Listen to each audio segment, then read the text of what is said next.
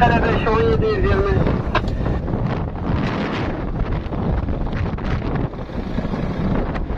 Vallahi arkadaşlar tebrik ediyorum sizi.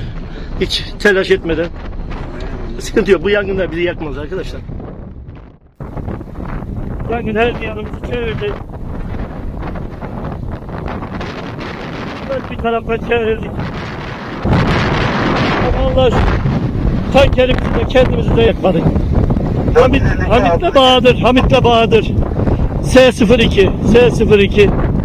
Arkadaşlarımı tebrik ediyorum. Kendimizi de Aradözü'de tankeri de yakmadan kurtardık Allah'a şükür.